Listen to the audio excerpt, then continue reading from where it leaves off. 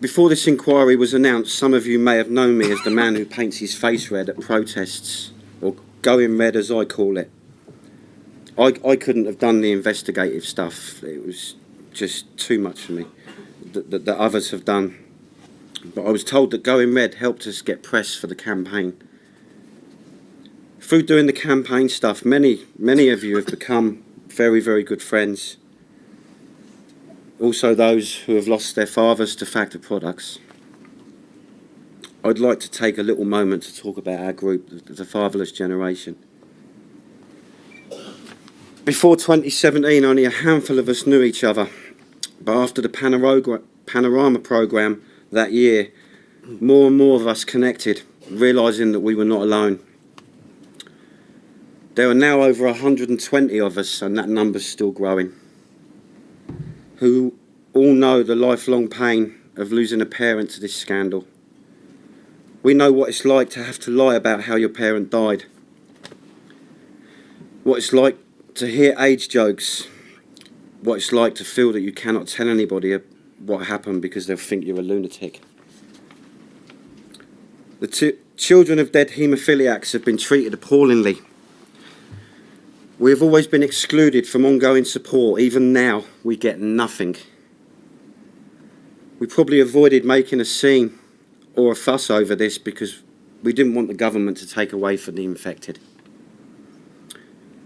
We see how the government have saved money excluding the children. The government created arguments, watching the infected widows and watching the infected and widows fight over scraps about who deserved what.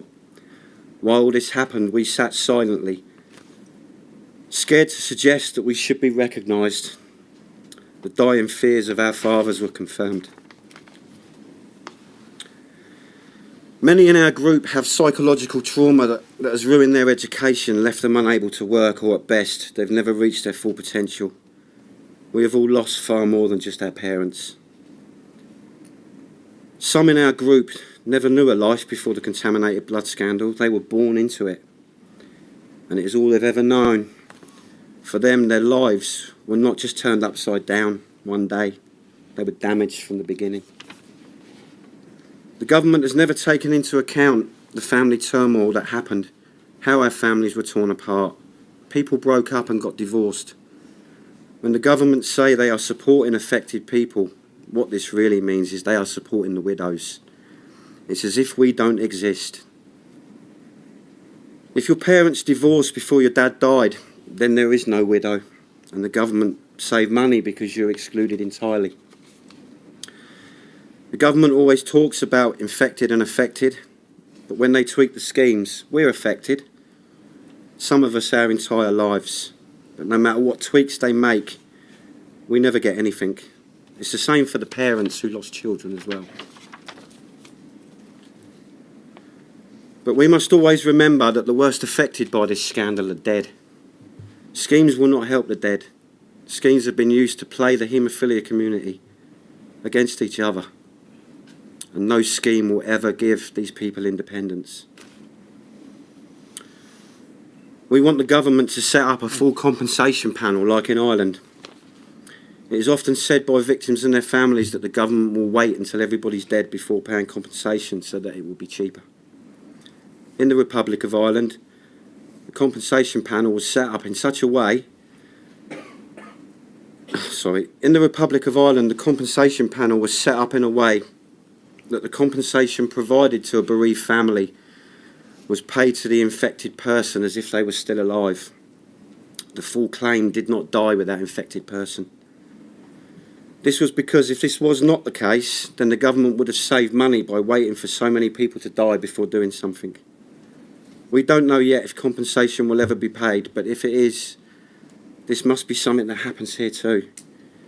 It might be exceptional in law, but I think we can all agree that this is an exceptional event in the very worst of ways. I also want to talk about the pharmaceutical companies, as well as BPL. Some of the pharmaceutical companies that sent infected factor products here are Bayer, Baxter and Revlon Healthcare. Unfortunately, in this country, the press are too scared to mention the names of pharma for fear that they will get sued. We can't name the killers of our parents. Or people are told just not to mention the pharmaceutical companies' names in interviews, and if they do, the press just cut it out.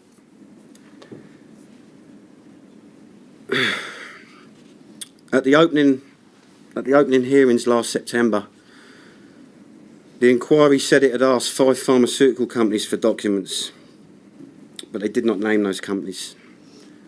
The government also never names those companies, such as Bayer, Baxter, Revlon Healthcare. When they speak about this, the silence on this must end, and we must, once and for all, be able to name our parents' killers. On top of the confused press reports that often show bags of blood instead of factor products, this is part of the reason why what's happened to the haemophilia community is so poorly understood by the general public. Revlon now distanced itself from the scandal because it sold off Revlon Healthcare in the mid-80s after people began to be told about HIV. Revlon wasn't always just a cosmetics company. Revlon Healthcare company, Armour, supplied factor products to this country which killed people with hepatitis and AIDS. It's now time for those companies at least to acknowledge what happened. They need to stop hiding us from their history. As guilty as the Department of Health is, at least they accept this happened. The same cannot be said for companies like Revlon. They cannot get away with this anymore. And before I say the next bit, I would like to thank Des and Danny at Collins Solicitors and all of the people that work for Collins. You've been amazing. You really have, and we can't thank you enough for believing in us. But I also want to thank our counsel, Brian Cummins and Stephen Snowden. I want to thank them for their inquiry work, but also for the group legal action which was placed at the court 1 week before this inquiry was announced. There is something in one of the group legal action hearings last year that people might not know about, and I want to say something about that today. A lot of people here, including myself, have a very low opinion of Kenneth Clarke from when he was Health Minister, and we want him to give oral evidence. Part of this is that in 1983, Kenneth Clarke said there was no conclusive evidence that AIDS is transmitted by blood products. Obviously, this was not true. The term conclusive evidence was used by the government a lot in the 1980s about AIDS. Last year, at one of the legal action hearings, Justice Martin Spencer said that the use of the words like conclusive evidence is somewhat disingenuous if they had information on the balance of probability that there was such a link. I think Kenneth Clarke needs to give us answers, and just for the record, there's no way this man should ever be Prime Minister. He should be in prison. We are all obviously pleased that this inquiry is happening, but there's an unfairness that puts us all at a disadvantage. Pharmaceutical companies have billions of dollars. The government have open access to taxpayer money and the health services. But we have to apply for everything. We are not allowed legal funding for the investigation into this inquiry, and this seems very unfair. And we know that victims in the Grenfell inquiry have had the same problem. I think this needs to change so that we can independently review the inquiry reports, because those who do have the money and the power will. We are not on an equal footing with government, health services or pharmaceuticals in this inquiry. We need to remember that the government and civil service never wanted this inquiry.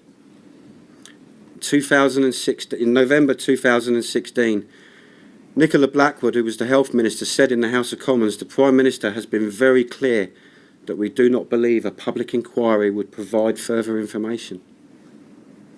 I think we can all agree that from the hearings so far, she was not correct. But we are used to ministers who deny us justice. In 1999, Baroness Hayman said a public inquiry was not the way forward. In 2000, John Denham said, all the information is in the public domain, and I do not believe that anyone's interest would be served by a public inquiry. In 2001, Lord Hunt of King's Heath said, there would be nothing to be gained from a public inquiry. In 2002, Lord Filkins said, I do not believe that there is benefit to anyone from a public inquiry. In 2003, Lord Warner said, "The government do not accept that any wrongful practices were employed, and we do not consider that a public inquiry is justified." In 2004, Lord Warner also said, "Wrongful practices have not been employed. We do not believe that this public inquiry is justified." In 2006, Caroline Flint said, "We do not consider a public inquiry is justified." In 2008, Lord Darcy of Denham said, "The government do not accept that any wrongful practices were employed, and therefore a public inquiry is not justified." In 2012, Anna Soubry said, "After all this time, there is no justification for a public inquiry." In 2016, Jane Ellison said, "Another inquiry would not be in the best interests of the sufferers and their families, as it would be costly." All these ministers denied us the truth. They were all wrong. Thank you.